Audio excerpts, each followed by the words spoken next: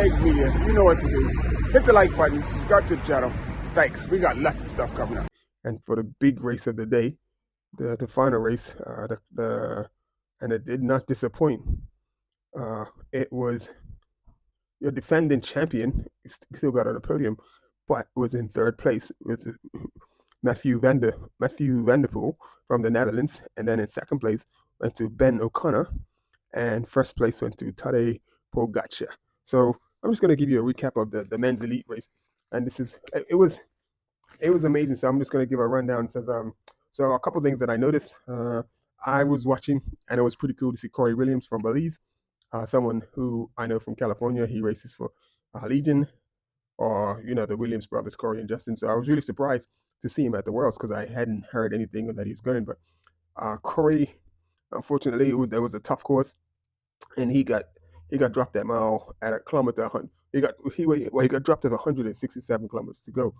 Caden Hopkins was still in the race with 6 laps to go and 155 kilometers.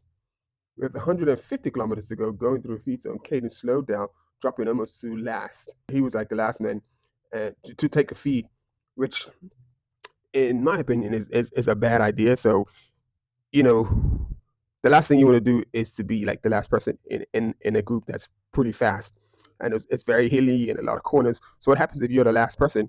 When the first person goes around the corner, because there's so many guys, by the time you get to that corner, the guy at the front he's at full speed. So you have to ride a whole lot harder out of that corner to stay with the group. So you burn a lot of matches. So my thing is, like, if you're going to, you're not as strong as everyone else in the field, well, stay mid pack. So at least you have some cushion, so you can like fall back a little bit and not have to work so hard. So I think had Caden positioned himself a bit better, he probably would have lasted in the race a little bit longer. So, but it is what it is. He's young and he's learning his first World Championships, and yeah, he did what he did. So well done to him. With 115 kilometers to go, a very strong group of 10 men got away, and to listen to the commentators talk about this group will not be caught, it was just like weird. Like they basically said, okay, the race is over. This is not coming back, and it just sounded just like, are you serious? So with people like Remco, Pogacar, Roglic, Vanderpool, and all of these riders had a full complement, a full team of riders behind them. And you're telling me that a 10-man group with 115 kilometers to go, and the commentators are talking about the race is over. The race looks like this is it. You missed the move. This is it. To me, it was insane. I was like, are you really? Are you watching the same race? Do you actually, you've been watching the same races and riders that I had the whole season, and you're making comments like this? But I understand their excitement, but I'm saying to myself, let's be real. That was a bit of it was just weird. It was just so weird that they would like make these like off the wall comments. But with 100 kilometers to go, Pogacar attacks, and I was like, okay, he's just trying to get across to the group, which he did. He got across to the group, and then he had a teammate up in the group, came back and helped him out, and was able to. He didn't have to work so hard to get across to the group. But then he rode with the group for a little bit, for about 30 kilometers or so. No, he rode with the group for about a lap. Then he attacked, and then his teammate, who rides for France, he was able to roll with him for a little bit, and then basically on the climb, one of the climbs, his teammate was like, well, this is his French rider, but from his trade team UAE, he wasn't able to climb with Pogacar. So from 50, with like 56, 57 kilometers to go, basically Pogacar had to ride the rest of the race on his own. So just basically going from 100 kilometers, that was just insane. And everyone was like, no one could believe it. I was like, man, this looks like, it looks tough, but in the back of my head, I said, I think you do it. And like I said, and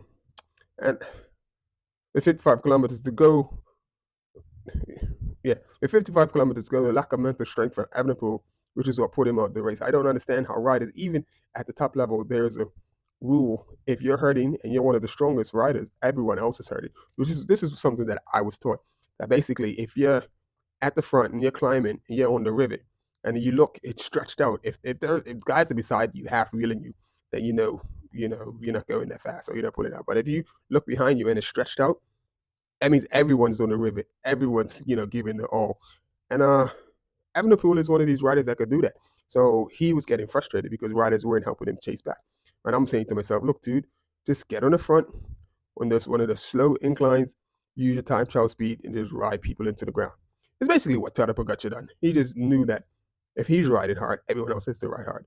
And this is what he did. He just rode his heart out, and everyone had to, follow suit and ride hard in order to catch him. If they were going to catch him, they was going to have to put in the same work that he was. And we know from the season that Tadej is probably the strongest or best rider in the world right now. So at about 39 kilometers ago, when our Pogacar support car came up, I noticed something that he didn't do that other riders do. It's what we call the sticky bottle. He wanted his nutrition because he missed it in the feed zone, so he finally got the car to come and he was able to get his nutrition.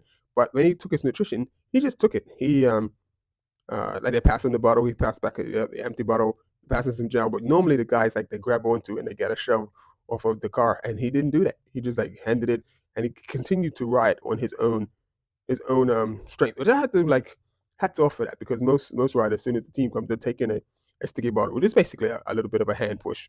And what he didn't do that. So that was pretty cool to see. What I did see on the last climb though, because the commentators were going mad, because just before the last month of climbing, Pogacar had about a minute, and by the time he got to the top of the climb, he had lost 20 seconds, and they were like, "Oh my goodness, Pogacar's done. He's losing time. They're getting him back." But I saw it as he knows that once he gets to the top, it's sort of like falls flat at the top. It sort of plateaus at the top for a little bit. So, and it's undulating. So it's like a classics type course. So you need to save something, because you do the climb, and if you don't have nothing up, those little ups and downs going over the top are gonna, knock the wind out of you. So this is what I saw. I saw him scale back to maybe 90%, so that he had something. And then when he did get to the top, they were at 39 seconds. And the commentators said, "Oh my goodness, Pogacar, he's losing it, they're coming back." But as soon as he got to the top, that last little bit at the top, then he just put 15 seconds back on the group like that. And then even some of the other riders said that's when they put the head down, because, "Oh look, we're catching. Then all of a sudden it went from 39 seconds to 50 seconds. And it's like, oh my goodness, he's not finished. So that's what I saw. I saw Pogacar manage his effort, stay within himself, rode within himself, because he knew he had to put in another big effort. He'd been out there for 100 kilometers. So he had to save himself. He had to save himself so that he can, get to the finish and win the race. So that's what he did. So he gave himself a chance to recover. He crested the last part of the climb. And then, like I said, he put that 15 seconds back into the chasers. And he just went on to roll away. So congratulations to Ben O'Connor, who was able to finish in second place. And then to Matthew Van Der Poel, who was last year's winner, but was still able to get onto the podium. And hard luck for Remco Evenepoel. I did have his name in my head as possible winners, but it went to Tadej Pogacar, who's hands down the strongest and the best rider in the world right now, bar none. I was only wondering, a healthy Jonas, with a healthy Jonas being able to give Tadej a run for his money. But it's it doesn't seem like Jonas likes to do these races. He doesn't do the classics too much. So what's next for Tadej Pogacar? They say he's going to possibly do a Lombardy, and that would be cool to see. So it'll be his first time out in the green jersey. But the other thing is, now everyone's saying okay, he's won pretty much everything. The next thing is Paris-Roubaix, and he's the type of rider he probably will go for Paris-Roubaix. So we'll see. Thank you for watching. This has been Ines Luby, Save With Your Legs Media. The next video, I'm going to try to focus on some of the transfers and see if I can get some news on the cyclocross and the teams, and who people have who the teams have gotten rid of and who they've added. So we're gonna jump into the cyclocross, but we've got one more big classic, Lombardy. We'll cover that one, and then it'll be on the cyclocross. Like I said, it is Luby, Save With Your Legs Media. I appreciate everyone who hit the like button, and I appreciate everyone who subscribed to the channel. Thank you so much. And like I said, my health is coming back. I'm getting better. I'm actually struggling right now to talk to you. I have to manage my breathing, but I'm actually doing okay. I've done a couple of rides, and we'll just go from there.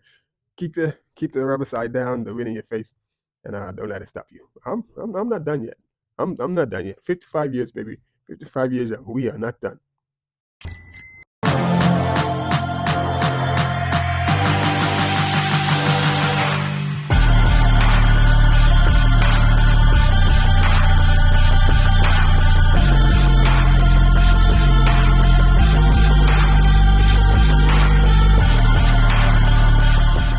Save With Your Legs Media. You know what to do. Hit the like button, subscribe to the channel. Thanks. We got lots of stuff coming up.